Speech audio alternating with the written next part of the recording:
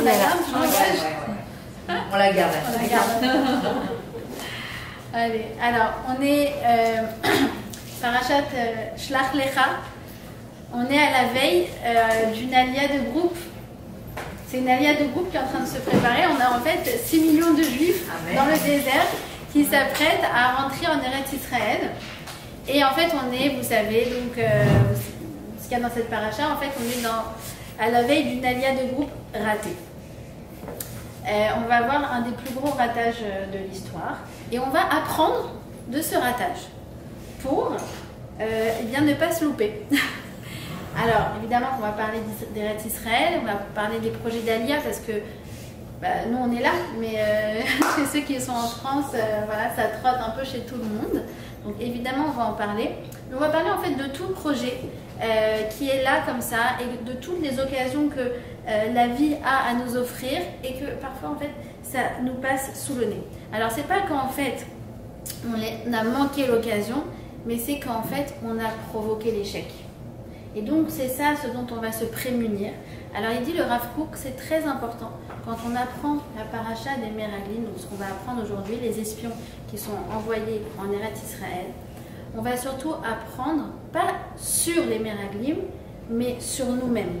À ne pas devenir un Meragel, à ne pas en arriver à rater les belles occasions que la vie nous présente. D'accord? Alors, qu'est-ce qui se passe? On est en fait toujours dans le désert, ça fait un peu plus qu'1 an qu'on est sorti d'Égypte.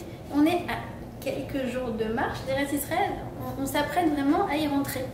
Et là, eh bien, Moshe décide, à juste titre, d'accord, d'envoyer des espions pour savoir est-ce qu'il y a des villes fortifiées, est-ce qu'ils ont une armée, où est-ce qu'il y a les points forts, où est-ce qu'il y a les points faibles, etc. Comme toute terre, en fait, qu'on s'apprête à conquérir. Il envoie, si vous voulez, on va dire aujourd'hui l'équivalent de Shmoné Matayim, d'accord, l'unité de renseignement, d'accord, ou le Mossad. Voilà, le Mossad, ça parle à tout le monde. Voilà, le Mossad. Et ce qui va se passer, c'est que, au lieu de revenir avec des faits objectifs, eh bien, ils vont revenir avec un rapport absolument calomnieux sur la terre d'Israël, où, eh bien, ils vont dire que c'est une terre qui mange ses habitants, c'est une terre où c'est difficile. Alors on va le mettre à la sauce 2024, hein, d'accord. C'est une parnassa difficile, c'est une terre où, qui est parfois aride, les produits c'est pas comme le monop, d'accord. Enfin tout ce qu'on entend parfois, il y a de l'insécurité, etc., etc. Ça veut dire des gens qui essayent de dissuader les autres de monter en Eretz Israël, d'accord. Et on connaît ce discours. C'est sûr que ça range sur le balcon, c'est plus sur le balcon. Oui, d'accord. J'ai un doute à un moment. Vraiment la garder. Il y a beaucoup de chance. Voilà. C'est en fait, si vous voulez, la première fake news de l'histoire dans laquelle tout le monde plonge, dans laquelle tout le monde croit, et on sait les conséquences que ça va avoir. Qu'est-ce qui va se passer? C'est qu'ils vont pleurer. Ils vont pleurer toute une nuit. Cette nuit-là, ce sera en fait, c'est le 9 Av, d'accord. Et Dieu va leur dire, bah, écoutez, si vous pleurez pour rien, eh bien, vous allez pleurer pour quelque chose. Et vous ne rentrerez pas dans cet Israël que vous déclamez tellement. Et donc, du coup, ça sera seulement la prochaine génération qui va rentrer en Eretz Israël. Et regardez le raté. On est à 3 jours. 3 jours de rentrer en Israël et finalement on va errer pendant 40 ans. 40 ans. Et c'est pas fortuit que ça se soit passé à Tisha B'Av, le jour du 9 Av. Alors bien sûr qu'on connaîtra des siècles plus tard les destructions du Beth Amikdash qui ont lieu le 9 Av. On va connaître en fait le début de la galoute. Mais pour nous dire que quoi? Que en fait cet épisode-là, eh bien, il est à l'origine de toutes les galouillottes, toute la galoute. C'est quoi la galoute? La galoute, c'est de ne pas être à sa place. Toutes les fois, tu te dis, je ne suis pas à ma place. Je ne suis pas à ma place dans mon couple, je ne suis pas à ma place avec mes enfants, je ne suis pas à ma place dans cette fratrie. Je suis pas... Tout vient de cette faute des Meraglim. D'accord? Et c'est fou, c'est vraiment fou. À chaque fois, chaque année, on se réétonne, on se dit, mais... Quand même, il y a eu le veau d'or. Le veau d'or, je veux dire, c'était grave. Ils ont dossé autour d'un veau d'or, ils ont dit voici tes dieux Israël. Mais ça a été pardonné. Là, T'as l'impression que bon, c'est un non-event quoi, ça va, ça aurait pu passer comme une lettre à la poste, enfin, voilà, on aurait pu se faire un peu riposter, mais ça va. Et là, on te dit, mais non, pas du tout. Là, c'est très grave, c'est encore, j'ai envie de dire, plus grave que la faute du veau d'or, d'accord? Donc, on a vraiment beaucoup à apprendre, d'accord? Alors, qu'est-ce qui se passe? C'est que ces gens, donc ces 12 espions, ont été envoyés. Et la manière dont ils ont dissuadé le peuple, c'est parce qu'en fait, ils étaient eux-mêmes angoissés de rentrer en Eretz Israël. À part 2 espions qui, eux, sont restés très forts, et eux, ils ont dit, allez, nous, on va pas se laisser influencer, nous, on est sûr que Eretz Israël, Itova, Meod, elle est très bonne, d'accord? Donc, on a 2, c'est genre l'agence juive, et il y en a 10 qui, en fait, font ce rapport qu'elle au mieux. Pourquoi? Parce que, littéralement, ils ont peur de rentrer en Eretz Israël, ils ont surtout peur de quitter ce cocon incroyable qui s'appelle le désert. Le désert sert quoi? C'est qu'en fait, tu es nourri, blanchi, logé. Ça vous fait penser à quoi? Bah, le garçon qui a 42 ans, il vit plus chez papa et maman, mais il habite dans la rue de chez papa et maman. Et donc, du coup, bah voilà, le linge, il peut leur déposer. Des fois, de temps en temps, elle lui envoie la femme de ménage quand il a besoin. Et quand il veut, il va dîner chez eux. Mais après, sinon, il peut se faire une série de Netflix et se commander à manger. Il est cool, il est détente, il est dans un confort, dans un cocon. Et donc, du coup, je sais pas comment... S'il est comme ça, pourquoi tu veux qu'il se marie? Vous voyez ce que je veux dire? Vous comprenez ou pas la problématique qu'on est en train de toucher là? C'est une problématique très profonde. C'est comme aussi les gens qui te disent ah oui la Alia. Mais honnêtement, ils sont dans un cocon parisien. Il y en a des cocons parisiens, d'accord? Bon, il y en a de moins en moins, c'est vrai, mais il y en a. Et là, tu te dis bon, bah, ça va être dur. Honnêtement, ça va être dur de passer le pas et de quitter cette forme de cocon. Alors, nous, on est vraiment comme ces Bnei Israël dans le désert. On comprend que dans la vie, il n'y a pas d'autre choix que d'avancer. Ça peut être un projet d'Alia, ça peut être un autre type de projet, ça peut être se marier, ça peut être monter sa start-up, peu importe, d'accord? On n'a pas d'autre choix que d'avancer. Mais avancer, c'est toujours sortir de sa zone de confort. Et tes habitudes, tu les as, et ta zone, tu la connais. Mais là, tu sais pas ce que tu vas retrouver. Et puis c'est un risque, c'est toujours un risque, d'accord? Je me dis, attends, finalement, pourquoi je veux prendre le risque? Autant rester avec ce que j'ai maintenant, au moins je sais ce que c'est. D'accord? Et c'est ça qui nous paralyse et qui nous empêche de passer à la vitesse supérieure. D'accord? C'est ça en fait qui fait qu'on n'arrive pas à aller vers notre place. C'est pour ça que c'est à l'origine de la galoute. Parce que ma place, elle est ici. D'accord? Et moi je suis restée bloquée là-bas, j'ai pas passé les étapes, donc je ne suis pas ici. C'est ça la galoute. Vous comprenez? D'accord?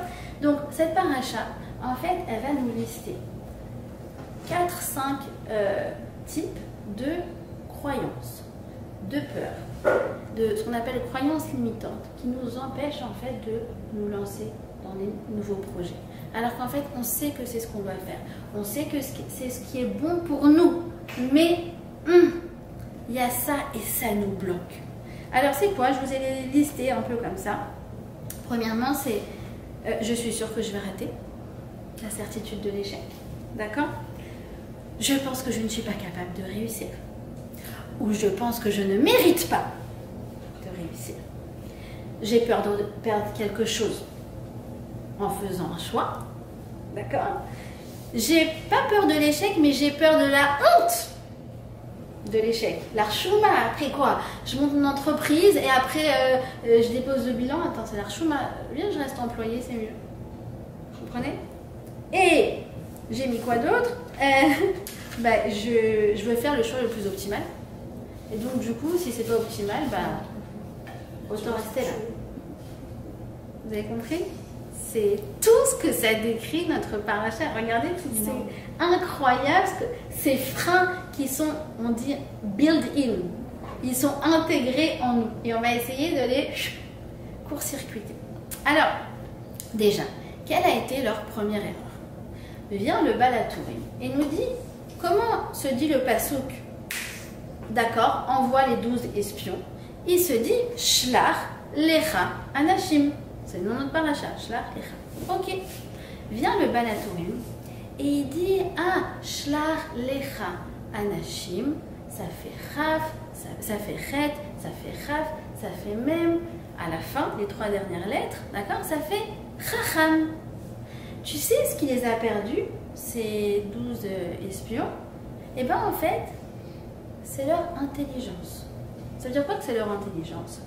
C'est qu'en fait, ils ont commencé à calculer. Attends, c'est quoi le pouvoir d'achat en Israël?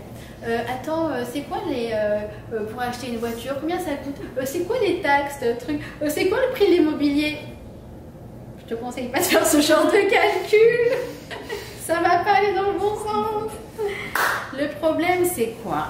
C'est qu'en fait, on est tous devenus très calculateurs. Pourquoi pas? C'est parce qu'on est mauvais de nature et parce que ces engins-là, vous voyez dont je parle, nous ont rendus très calculateurs. N'oubliez pas que ce sont des softwares, ce sont des algorithmes. D'accord? Et donc, nous, à force de manipuler ce genre de choses, on dit attends, c'est quoi le choix optimal? Comme, je voulais se dire, vous allez prendre la route. Celui qui te dit ah non, mais moi je mets pas Waze parce que j'ai envie de passer par le petit chemin avec les arbres et les petites fleurs. On le regarde aujourd'hui comme un... Vous voyez ce que je veux dire? Oh, il est naïf, quoi. Il est ringard.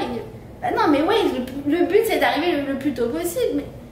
Mais pourquoi pas de vouloir profiter des arbres et des fleurs? Et en plus de ça, qui te dit que tu vas arriver à l'heure? De toute façon, c'est pas... Waze, c'est rien. Vous voyez ce que je veux dire? Moi, je devais arriver à l'heure ce soir et résultat, j'étais vraiment dans un embouteillage. Donc, en fait, ces calculs, finalement, ils nous poussent à toujours rationaliser.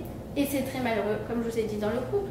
Pourquoi? Parce qu'avec les applications de rencontres, les gens ils scrollent. Attends, ils swipe, pardon. Non, scroll c'est comme ça. Oh, excuse-moi, ça va à droite, à gauche. Ils swipe, d'accord? D'où le nom de l'application, J-Swipe. Donc ils swipe. Et après ils disent attends, ouais, allez, je vais prendre un verre avec elle. D'accord, waouh! Prends un verre avec elle, après il dit peut-être que je peux trouver mieux. Vous avez compris ou pas? On est en train de toucher le cœur de nos vies. D'accord? Donc, tu veux rationaliser, mais ça ne va pas t'aider. Parce que tu connais les risques. Tu sais combien de couples finissent par divorcer? Oui, bah si tu sais la statistique, peut-être que du coup tu ne voudras pas te lancer. Tu sais combien de boîtes déposent le bilan en France, en Israël chaque année? Oui, bah du coup, peut-être que si tu entends ça, ça va te dissuader. Vous voyez ce que je veux dire? Donc, en fait, cette chorma, et d'ailleurs la lire, vous savez qu'il y a quand même un gros pourcentage des gens qui après reviennent. D'accord? Il y a un gros pourcentage. Oui. Ah, et donc, non, mais là, on va pas le dire, l'agence suisse va pas le dire, parce que sinon ça dissuade. Vous voyez ce que je veux dire? Donc là, tu dis, attends. Si en fait tu es trop en train de mutualiser tes risques, de rationaliser tes risques, alors en fait, ça va te bloquer. Alors du coup, c'est quoi la solution? Vient le Baal HaTurim et te dit, ah, on avait vu c'est quoi les 3 dernières lettres? Chacham. Maintenant, regarde, c'est quoi les 3 premières lettres? Shlach, Lecha, Anashim. Ça fait quoi? Shelo. C'est quoi Shelo? S'il te plaît, Hachem fait que ça n'arrive pas. Prends ton angoisse, transforme-la en tefila. Hachem, je sais que c'est pas facile le mariage, je sais que c'est pas évident, je sais qu'il y a ça, je sais qu'il y a ça, mais s'il te plaît, Hachem, je t'en prie, à Kadosh Baruch Hu, fais que ça réussisse. Une entreprise, je sais que c'est pas évident, il faut pouvoir manager, il faut pouvoir convaincre des investisseurs, il faut pouvoir manager des employés, il faut pouvoir faire de la communication, conquérir des nouveaux parts de marché, mais à Kadosh Baruch Hu, s'il te plaît, j'ai peur, mais aide-moi. Ça, c'est le message de qui? De un des 2 espions, qui lui n'est pas tombé dans le piège avec les autres, et qui s'appelle Yehoshua. On nous dit que Yehoshua, il y a une raison pour laquelle il n'a pas pensé comme les autres. Quand il est arrivé en Eretz Israël, la première chose qu'il a fait, c'est qu'il a été au tombeau des patriarches. C'est pas Yehoshua. Ah, c'est Caleb, t'as raison. C'est Caleb. Caleb Ben Yifouné. La première chose qu'il a fait, c'est qu'il a été sur le Marat Marpella, le caveau des patriarches. Pourquoi? Pour prier au Nérétodin. Je sens que eux, ils vont peut-être m'emmener dans une mauvaise direction. Je sens que ils vont peut-être me tourner la tête. Je sens que là, quand je lis les news et je regarde les gros titres et tout ça, oh là là, je sens que je commence à m'angoisser. Mais Hachem, tu es là. Et qu'est-ce qui va se passer? C'est que c'est pas pour rien qu'il va au tombeau des patriarches. Pourquoi? Parce qu'en fait, il vient se rappeler que nous sommes issus d'un peuple qui est au-delà de toutes les statistiques. Une femme qui a enfanté à 90 ans. Et de toutes les péripéties qu'on a passées, et on est toujours là. Donc c'est la première prière, c'est la première démarche qu'il fait. L'idée, c'est pas de dire « Ah non, mais il faut pas avoir les risques, etc. » Bien sûr que dans chaque chose, on te dit « Rishit, Chochma, Irat Hashem », tu dois avoir de l'intelligence, d'accord? Mais cette intelligence, tu dois savoir comment la diriger. Tu peux la prendre et tu la transformes en tefila. Et d'ailleurs, dans notre paracha, on va nous donner une nouvelle mitzvah. Vous savez, c'est laquelle? C'est la mitzvah de tzitzit. On va avoir une pour les hommes, une pour les femmes. C'est la parité dans cette paracha. Les tzitzit pour les hommes, la frachatra pour les femmes. Qu'est-ce que ça vient te dire, les tzitzit? Les tzitzit, on nous dit qu'ils doivent avoir un fil qui est bleu azur. Oui? Ce bleu azur doit te rappeler la couleur de la mer, qui doit te rappeler le ciel, qui doit te rappeler le kissé à kavod. Et en quoi cette mitzvah de tzitzit, ça vient là maintenant m'aider à régler mes angoisses? Alors en fait, c'est quoi l'idée? C'est que la mer, c'est par définition ce qui est limité. Vous voyez, elle s'arrête sur le rivage, la mer. Comme pour dire, je me souviens, je suis un être limité. Je ne suis pas toute puissante, je n'ai pas toutes les informations, je ne peux pas tout savoir. Donc je me rappelle que je suis un être limité. Et je vois qu'il y a des risques, et je vois qu'il y a ceci, je vois qu'il y a cela, j'ai mes peurs, j'ai mes angoisses, aucun problème. Je suis un être limité. Mais quoi? Je n'oublie pas quoi? Qu'il y a le ciel. C'est quoi le ciel? Dans le ciel, je vois les constellations. Les constellations, elles bougent. Ça te dit quoi? C'est pas grave. Commence. Mets-toi en mouvement. Initie quelque chose. Mais ne t'arrête jamais d'être en mouvement. Va, fais des démarches. Va, lance-toi.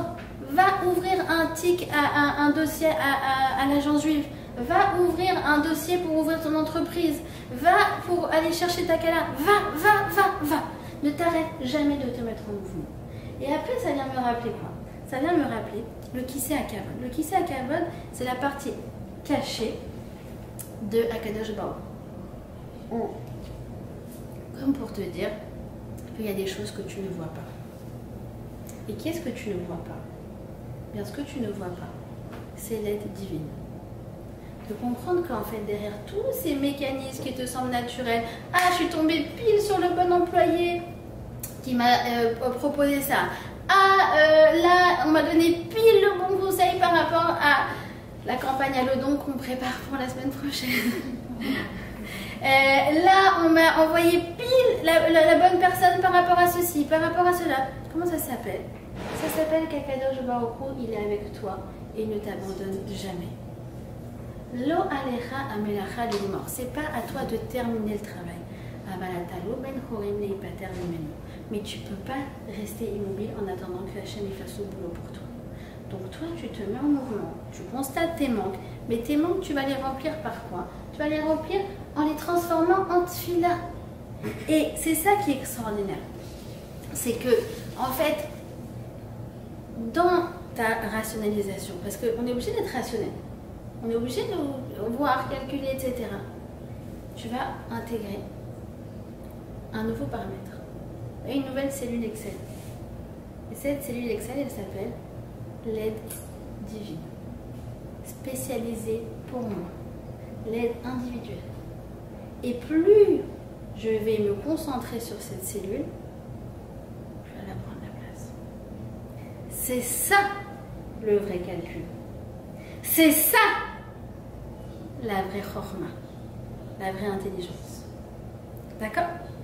Et l'idée, c'est pas de faire une aliyah tête baissée. Pourquoi? Parce que dans la paracha, juste après, on parle d'une aliyah tête baissée. Et qui va encore donner quelque chose de pas très fructueux, on va dire ça comme ça. C'est la paracha des Ma'apilim. Juste après les Meraglim, on a les Ma'apilim. C'est quoi les Ma'apilim? C'est après que Dieu il a dit ah bah du coup vous n'êtes pas content, restez dans le désert, etc. Il y a un groupe qui dit non, c'est pas grave, alors du coup on va y aller. Mais attendez, vous avez pas l'ordre d'Hachem, du coup c'est plus possible. Et c'est pas grave, on va y aller. Bon, ça va pas bien se passer, on va dire ça comme ça. Comme pour te dire attention, attention, attention, attention. Parce que des fois, tu es dans une direction et tu vois que ça coince. Et qu'est-ce que tu vas faire? Tu vas aller pile dans l'extrême inverse. Et quand on parle d'extrême et qu'on voit ce qui se passe en France, du coup tu dis ah ouais, on est en plein dans la paracha quoi. En plein.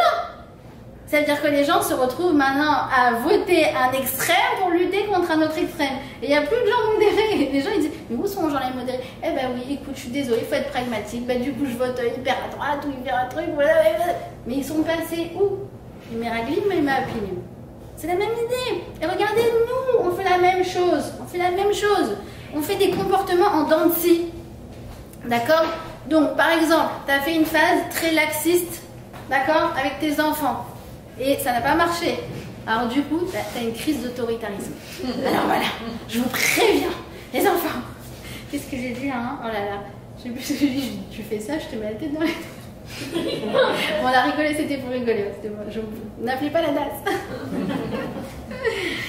D'accord? Donc, tout ça pour dire quoi? Que c'est ça. En fait, des fois, quand on n'est pas dans notre zone de confort, justement, dans cette fameuse zone de confort dont on sort, alors on vise à avoir ces comportements en dents de scie. D'accord? Donc, souvenez-vous, il n'y a pas de problème. Il y a des risques, il n'y a pas de problème. On est lié à ça. On a le droit d'avoir peur. Il n'y a aucun problème d'avoir peur. Mais j'ai l'aide d'Akadosh Baruch Hu. J'ai la tefila. Et en fait, pour avancer, il faut toujours que je sois en équilibre l'un avec l'autre. Pas grave si j'ai peur. Et plus j'ai peur, et plus je prie. D'accord? Et l'idée, encore une fois, c'est pas d'être en mode allez, c'est pas grave, on y va quand même, soyons fous, tatati, tatata. Elle vient de te montrer cette paracha, ça ne marche pas du tout. Il y a Amalek qui va leur tomber dessus, ça marche pas. Il faut être préparé. D'accord? Donc, ça, c'est la première chose.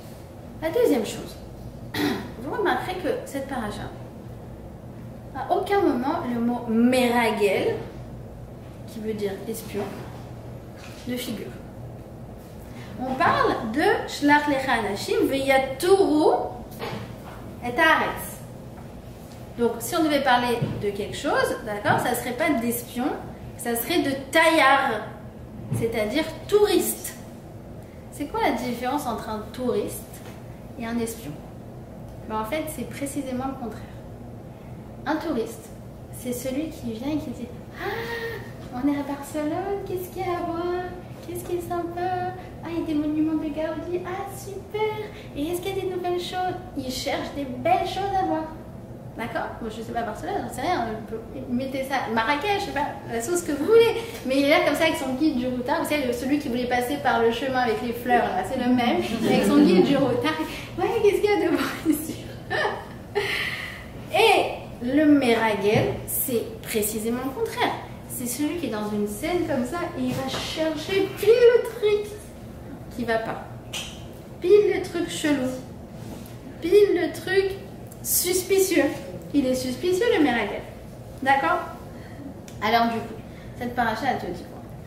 Quand en fait dans la vie, c'est un choix. Tu peux choisir de voir le positif ou tu peux choisir de voir le négatif.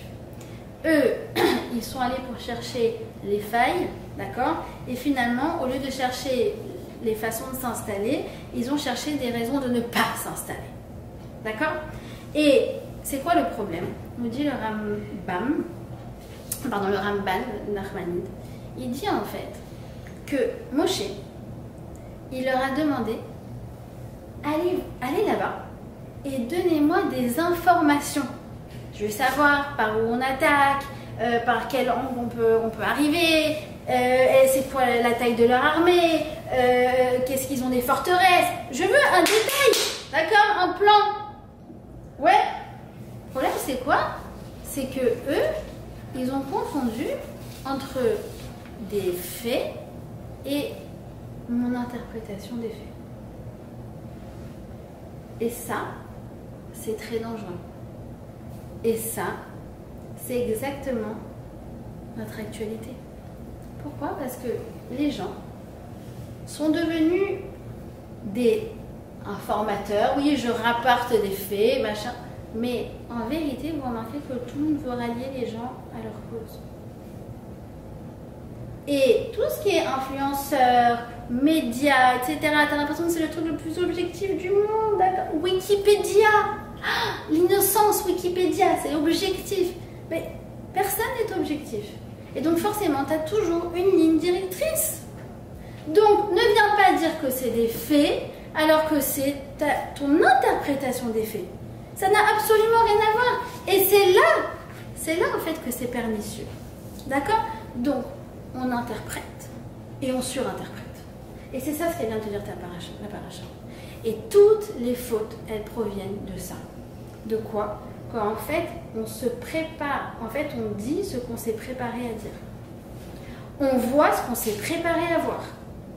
C'est toujours comme ça. T'as peur, tu vas voir que ce qui va pas. C'est toujours comme ça. Sous couvert d'innocence. Mais pas du tout. D'accord? Donc, et toutes les fautes, elles dérivent de ça. Ève, quand elle a vu le fruit, elle a vu qu'il est bon. Mais tu l'as jamais goûté. Oui, mais après l'interprétation du nachash, du serpent, elle a vu qu'il est bon. Ça veut dire pour elle, c'était plus une interprétation, it's a fact. It's a fact. Vous connaissez ça ou pas? Et tout, le veau d'or c'est la même chose, le Meraglim c'est la même chose, la semaine prochaine Korah c'est la même chose, c'est toujours la même problématique. Je ne vois que ce que je me suis préparé à voir.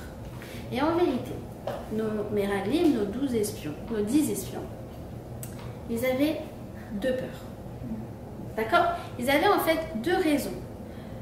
Une raison officielle de faire ce rapport calomnieux et une raison officieuse de faire ce rapport calomnieux. Et ça, souvenez-vous de ça, toujours. On a toujours des raisons officielles et on a toujours des intérêts personnels. Toujours. Même l'homme politique que tu adores. Même le directeur de l'ONG bidule machin. Même un dirigeant politique. Même le rabbin de communauté.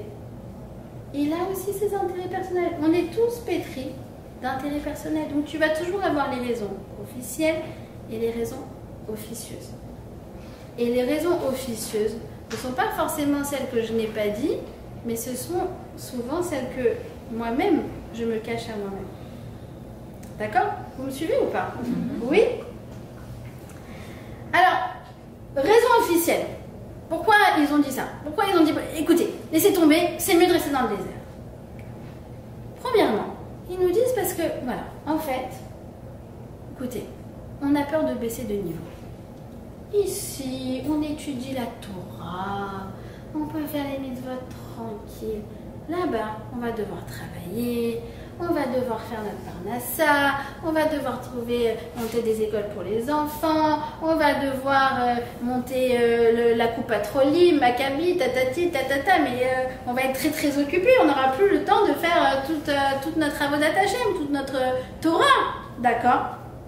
Alors ça, nous dit le Rav Yeshurun, ça aussi, c'est une peur qui est légitime. Parfois, tu es face à une situation où tu dis, attends, Hachem, je sens que là, c'est pas bon pour moi. Je sens que spirituellement, je vais baisser de niveau là.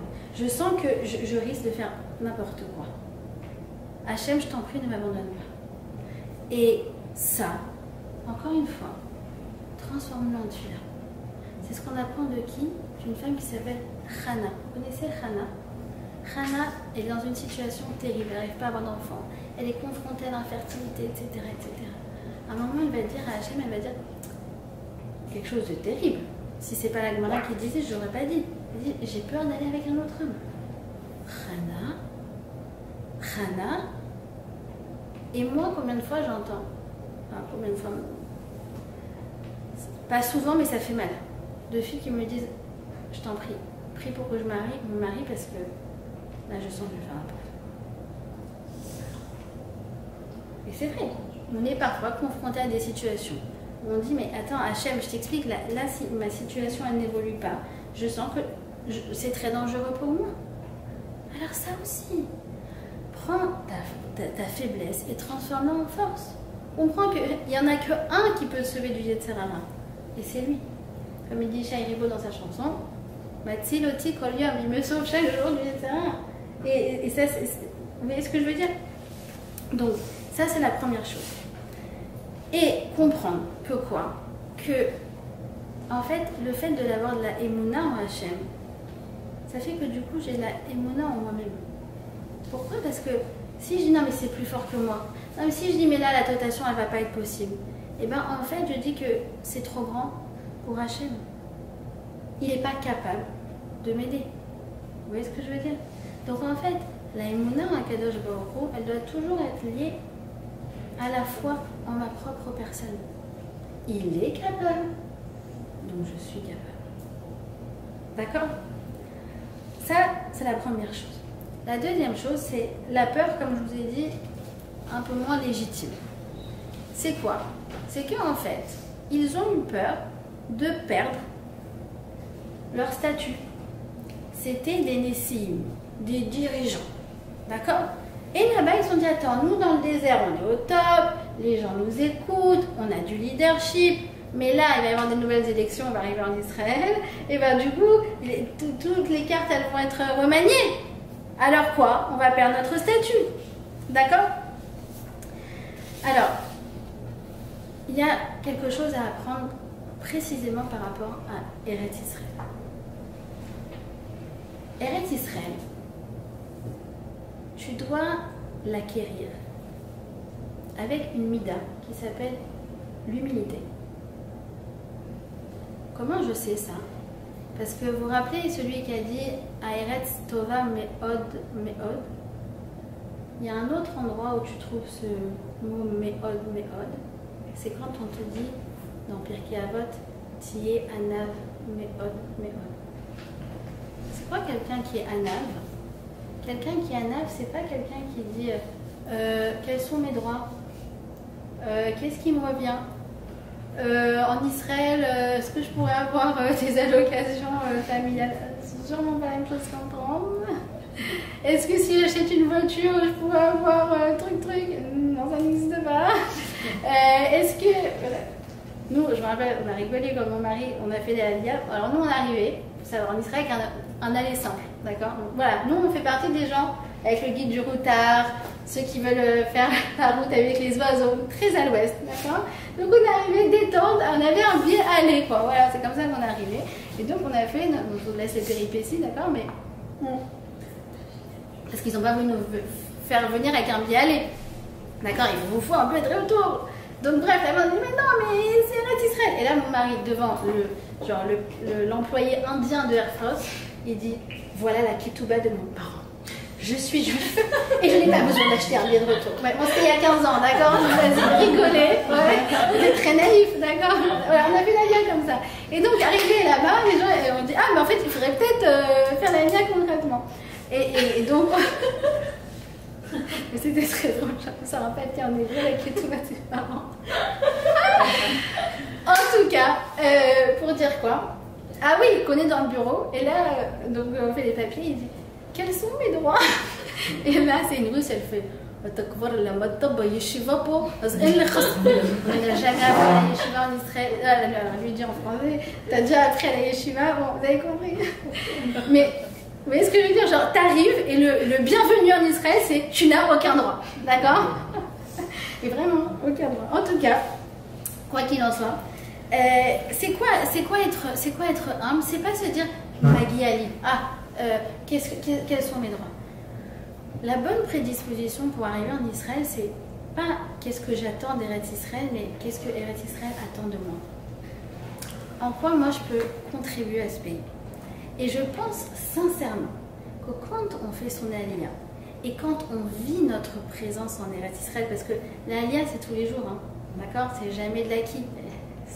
C'est une bagarre quotidienne ce pays.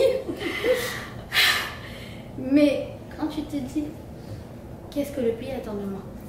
En quoi je peux être utile? Quelle peut être ma contribution? Alors Eretz Israël t'accueille les bras grands ouverts. Et je pense que ça, c'est vraiment le secret. C'est vraiment le secret. Vous voyez ce que je veux dire?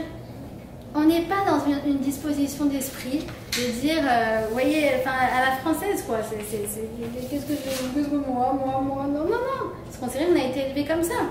D'accord? Mais ici, c'est toi, qu'est-ce que tu as à contribuer? Je me rappelle quand, dans une autre vie, donc il y a 12 ans, j'étais directrice d'un programme Massa. Et je venais d'arriver en Israël, ça faisait 2-3 ans, quoi, donc mon hébreu n'était pas top. Et là, je devais faire venir des étudiants et des jeunes de France en Israël pour des stages, d'accord? Et on essayait d'avoir des stages dans les meilleures entreprises. Donc, il fallait que j'aille dans les boîtes d'audit, vous savez, les Big Four, d'accord, KPMG, Deloitte, Bidule, machin, et en général, voilà, les tops, au moins, genre la chef des RH, etc., pour aller présenter le sujet. Donc, j'étais un peu genre... Et je me rappelle, quand j'ai commencé à devoir aller en rendez-vous, alors j'ai dit à mon boss, j'ai dit, j'ai peur, ouais, comme ça, j'ai peur. Je lui ai dit, mais t'es qui, toi? Pour qui tu travailles, toi? C'est quoi? Toi, t'as peur. T'as peur, mais toi, t'es rien dans l'histoire. T'es un Kelly, t'es un outil pour ce projet, pour cette terre. Toi, vous voyez ce que je veux dire? Oublie ton individualité, oublie ta personne, oublie tes craintes, oublie la peur de foirer, oublie la honte, oublie tout ça. Toi, tu viens pour servir ce pays. Et quand tu le fais, eh bien en fait, cette terre, elle te fait réussir. Et mettre que quand tu vas avec cette disposition d'esprit, de Tiye Anav Meod, alors là, tu vas voir Eretz Tova Meod. Et c'est un srout. Vous savez que c'est un mérite de voir le bien en Eretz Israël. Parce que c'est quelque chose qui se cultive. Et tout à l'heure, je descendais de Bref chez moi. Et à côté de chez moi, il y a vous connaissez, c'est un pinouille-binouille. En gros, détruisent l'immeuble, d'accord? Je ne vous raconte pas les nuits qu'on a passées quand on faisait ces 3 immeubles en plus. Et ils reconstruisent. Ça fait 3 ans. Et ils partent au piqueur. Et là, il y a une femme qui me fait « Oh, t'as pas de chance, t'habites à côté !» Je lui dis « Annette, je comprends pas de quoi tu parles. » Elle me dit « Bah les travaux. » Je lui dis « Eze yofi, chez Bonu Beret Israël. Qu'est-ce que c'est beau qu'on construit en Israël. » Elle me fait « Oui, mais quand même, le bruit. » Je fais « Non, vraiment, je voulais pas. Je vois pas de quoi tu parles. Je suis très contente qu'il y ait des beaux immeubles, très contente. » Et c'est une bracha qu'on se fait ou Betov Yerushalayim, c'est une bracha. Que tu vois le bien d'Eretz Israël. Parce que c'est pas évident, ça va pas de soi. Mais celui qui cherche, il trouve. Et quand il trouve, alors la terre le bénit. La terre le bénit. D'accord? Donc c'est ça. Maintenant, il y en a qui se posent la question, mais attendez, est-ce que c'était une bonne idée finalement d'envoyer ces espions dans le désert? Regarde, ça a fait tout capoter, au lieu d'être rentrés à 3 jours de marche, ils vont rester 40 ans. Est-ce que c'était une bonne décision ou pas? Bah, on pourrait dire, non, finalement, c'était peut-être pas une bonne décision. Sauf que quoi? Sauf que 40 ans plus tard, Yoshua va aussi envoyer des espions, et ça va très bien se passer. Ça va très bien se passer. Donc là, tu dis, attends, on a, à 40 ans d'intervalle, d'accord, la même situation. Ils prennent la même décision. Mais d'un côté, ça va capoter, et de l'autre, ça va réussir. C'est quoi la différence? C'est quoi? Alors regardez ce Rashi incroyable. Incroyable.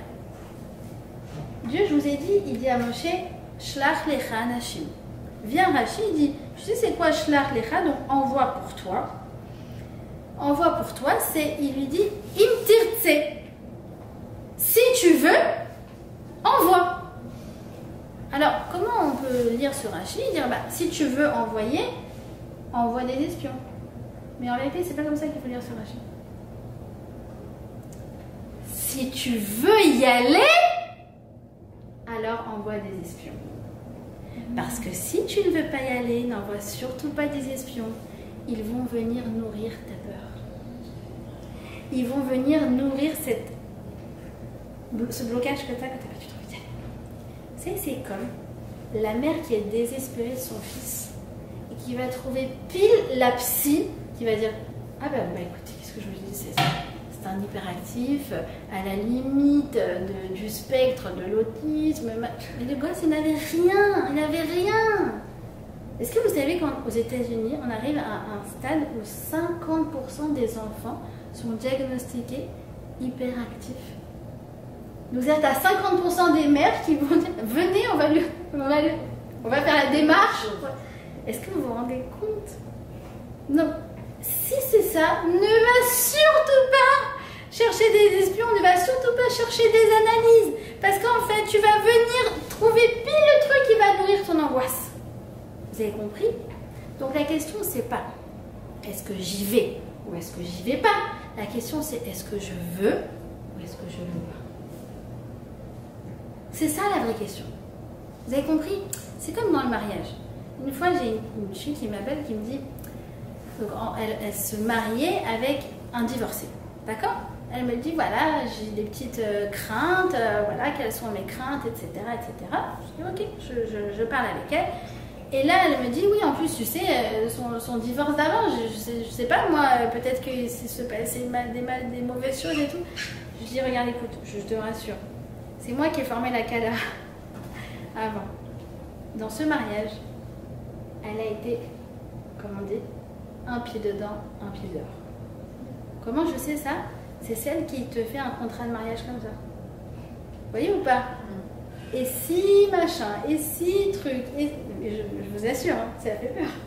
Mais si tu vas comme ça, c'est qu'en fait, tu es déjà en train de préparer ton échec. Vous avez compris? Vous avez compris ou pas? C'est ça en fait. La question, c'est pose-toi la question si tu es vraiment motivé ou non. Et si tu es motivé, alors la brioute, vas-y, fonce, allume les phares, vas-y, va à Saint-Léon, donne-toi tous les moyens de réussir. Et là, tu vas trouver comment y arriver. Parce que si tu n'as pas de Radson, et bien justement, tu vas trouver pourquoi il ne faut pas y arriver. Pourquoi il ne faut pas y arriver. Une fois, je me rappelle, il y avait un garçon de la synagogue qui se mariait. Et mon mari l'a amené voir un rave pour, bref, demander des conseils avant le mariage, etc. Et il fait souvent ça. Alors, c'est des enterrements du garçon, à la manière de mon mari. Donc, je vous assure, c'est genre, il fait le tour des rabbinim avec des braques. Voilà. Très bien. En général, les filles me disent, il peut organiser l'enterrement des garçons. Du coup, c'est devenu le pro des tours des rabbinim. Alors, ce garçon en question, il a demandé au rab, il lui a dit, je voudrais une bracha. Alors, il dit, je te donnerai pas de bracha. Je veux que tu comprennes que le mariage, c'est de l'effort, c'est de l'investissement, c'est du travail. Mais si vous vous mettez à deux, vous allez y arriver. Là, elle a fait, oh, ok. Après, il a dit, une fois que tu as compris ça, maintenant je vais te donner une bracha. Vous avez compris ou pas? Maintenant, sachez que dans toute cette histoire, tableau très noir, hein, cette paracha, sachez que, bon, vous le savez déjà, aucune femme n'a fauté. C'est comme l'épisode du veau d'or. Aucune. Zéro. Ce sont que les hommes qui ont fauté. Et d'ailleurs, ce sont que des hommes qui sont morts dans le désert. Imaginez-vous la génération d'après. Il n'y avait que des jeunes hommes, des enfants, et des mamies, et des jeunes femmes. D'accord? Donc vous voyez que ces mamies-là, imaginez la Safta marocaïte, ces mamies-là, ce sont grâce à elles qu'on est sorti d'Égypte. Et c'est grâce à elles qu'on rentre en Eretz Israël. Imaginez-vous juste le tableau de ces femmes qui rentrent avec tous ces petits jeunes. À aucun moment elles n'ont fauté. Aucun moment elles n'ont fauté. Et d'ailleurs, à propos de Shlach Lecha Anashim, envoie pour toi des hommes Anashim. Le Keli Yakar, Il dit, pourquoi il y a marqué Anashim des hommes? Parce que Dieu dit à Hachem à ce moment-là, ah, tu as choisi d'envoyer des hommes, mais moi, j'aurais envoyé des femmes. À ta place, j'aurais envoyé des femmes. Pourquoi? Parce qu'elles sont Mechavevot et Eretz Israël. Elles aiment Eretz Israël. Et là, tu dis, c'est quoi? On parle de sentiments là. On parle de aimer ou pas aimer. Nous, on était là en train de faire des calculs. Est-ce qu'il faut pas? Comment je fais ce projet? Comment machin? Le tableau Excel, je fais rentrer ma Hashgacha Pratit, tatati, tatata. Mais là, tu viens de rentrer dans un nouveau truc qui s'appelle des sentiments. Bah oui. Parce qu'en fait, pour pouvoir foncer, il faut aimer. Et quand tu aimes, les difficultés te paraissent rien. Tu sais, c'est comme tu vas à Paris pour aller voir ta grand-mère. Tu prends l'avion, tu prends un truc, machin. Mais ça te paraît rien. Pourquoi? Parce que tu l'aimes. Tu veux profiter d'elle un maximum. D'accord? C'est des moments qui sont très très précieux. Un enfant, c'est pareil. Tu vas, vas-y, dépose, truc, machin, et lève-toi la nuit, passe la journée comme ça parce que elle se sent mal. C'est vous qui parlez du virus de la gastro. Voilà. C'est ma matinée aujourd'hui. Ça va passer. Et ma nuit aussi. Et pourquoi? Parce que tu l'aimes. Et du coup, toutes ces choses te paraissent... Et en fait, après coup, tu dis, mais j'ai fait des trucs en fait qui étaient insurmontables. Ou jamais j'aurais cru que moi j'allais être capable de faire ça. Tu sais, c'est comme les jeunes filles qui disent, oh, comment tu fais pour te lever chaque nuit? Ouais, quelqu'un qui a un nourrisson par exemple. Je dis, bah, Bezrat Hashem, tu vas voir. Que toi aussi tu vas avoir toute la force de te lever. Pourquoi? Parce qu'il t'attend. Vous voyez ce que je veux dire? En vérité, l'amour, ça vient et ça enlève toutes les difficultés et ça fait que je vais me donner les moyens d'y arriver. Et c'est, vous voyez, c'est comme je vous disais en introduction, l'exemple du parcours du jeune homme qui est toujours bloqué là-bas, quoi, dans la rue vers Malzerbe, à côté de ses parents. Et en vérité, on comprend que pour pouvoir se marier, il faut déjà aimer l'idée du mariage. Non, aimer l'idée du mariage. Aimer l'idée de l'engagement. Il faut se marier avec le mariage. Avant de se marier. Pareil, pour pouvoir lancer une entreprise, il faut aimer le risque. Il faut aimer la concurrence. Il faut aimer la conquête des parts de marché. Il faut aimer des trucs comme ça. Il y en a qui disent, ah non, moi je suis pas faite pour ça là. Et c'est pas grave. Mais il faut aimer. Il faut aimer parce que c'est comme ça que tu vas te lever le matin. Et c'est comme ça que quand l'autre il va t'envoyer une lettre d'avocat, machin et tout, tu vas dire, non c'est bon, je me bats, j'y vais, je truc. Mais d'où t'as ces forces? Parce que tu aimes le défi. Tu aimes relever les défis. Et du coup, ça t'enlève toutes les difficultés. D'accord? Donc, ça c'est le message des femmes. Elles seraient venues. Et en fait, elles auraient dit, oui, il y a ça, oui, effectivement, on a vu beaucoup d'enterrements parce que c'est ce qu'ils ont vu. Oui, on a vu ça, on a vu ça, on a vu ça, mais pas grave. Maintenant, on va s'asseoir, on va voir comment on va y arriver, les filles. Ouais! C'est comme ça que ça se serait passé.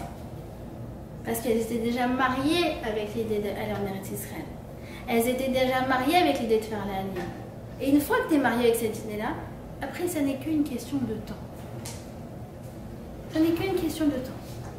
Et d'aller jusqu'au bout du processus. Et de ne pas se laisser décourager. Et c'est pour ça que dans cette paracha, on a une nouvelle mitzvah, typiquement féminine. C'est la mitzvah de Afrashat Chala. C'est là qu'elle arrive. Parce qu'en fait, jusqu'à maintenant, on ne mangeait pas de pain. On mangeait la manne. Et donc là, on va arriver en Israël, on va devoir manger du pain, il y aura des boulangeries, un truc. Et là, Hachem fait, ah, attendez, une dernière mitzvah, Afrashat Chala. C'est quoi Afrashat Chala? Afrashat Chala, c'est en général des moments qui sont tout sauf spirituels. C'est genre, t'es dans ta cuisine, c'est la guerre, il y a les poivrons dans le four, il y a tchakchouka sur le feu, l'autre qui t'appelle, l'autre qui truc, téléphone qui sonne, bientôt c'est Shabbat, tatati, tatata. Et là tu fais, attendez, arrêtez 2 secondes, je fais ma Afrashat Chala. C'est un moment spirituel maintenant. C'est quoi la Afrashat Chala? C'est de comprendre que rien mais alors rien n'est déconnecté d'Hachem. Que Hachem, je peux le mettre partout. Souvenez-vous les tzitzit, on avait dit quoi? On avait dit qu'on est limité. Et donc plus nous on va se raccrocher à la présence divine, alors plus on va le faire exister dans notre vie. Et la femme, elle te dit, regarde, tu peux le mettre absolument partout. Tu peux le mettre absolument partout. Dans tes démarches administratives. Quand tu vas chez le dentiste, tu vas chez le médecin, quand tu vas monter ton entreprise, quand tu déposes ton enfant à l'école, quand tu inscris ton enfant à l'école, quand tu vas marier ta fille, quand tu vas faire... Dans tout. Dans absolument tout. Absolument tout. Donc, vous avez compris, cette paracha, comme je vous ai dit, elle nous décrit toute la source de la galoute. Toutes les fois où finalement je ne suis pas arrivée à ma place. Pourquoi? Parce que je suis restée bloquée là-bas. Alors cette paracha, elle te dit, motive-toi. Ton unique baromètre, c'est ta motivation. La question, c'est pas, comme je vous ai dit, est-ce que j'y vais ou est-ce que j'y vais pas, c'est est-ce que je veux ou est-ce que je veux pas. Et si je veux, je vais me donner les moyens d'y arriver. Alors, il n'y a pas, en fait, de bon ou de mauvais choix, ou de choix plus optimal ou moins optimal. Il n'y a que un bon état d'esprit, un bon mindset. Et avec un bon mindset, ta décision, ce sera la bonne. Pourquoi? Parce que toi-même, tu es persuadé que c'est le bon choix. Et si toi-même, tu es persuadé que c'est le bon choix, alors ça deviendra de toute façon le bon choix. D'accord? Donc, il faut avancer et avoir un bon état d'esprit. C'est quoi le bon état d'esprit? Je vous le résume. Bitachon, confiance en Hachem et du coup, confiance en soi. C'est corrélé, je vous ai dit. Deuxièmement, la tfila. On est obligé d'adjoindre la tfila à toutes nos démarches, qu'elles soient petites ou qu'elles soient grandes. De l'amour. De l'amour, il faut aimer nos projets. Sinon, on va s'arrêter. Aimer ce qu'on fait. La responsabilité. En quoi moi je peux être utile. D'accord? Honnêteté, bonne foi, fiabilité. J'oublie pas que moi aussi j'ai des intérêts personnels. Il ne faut pas que je me laisse embrouiller par eux. D'accord? Gardez toujours la tête froide et intégrer Hachem dans ma vie et me souvenir que quels que soient les défis de la vie, alors je mérite des bonnes choses. Voilà. Et ça, c'est le bon état d'esprit pour avancer dans toutes les décisions qu'on aura à prendre.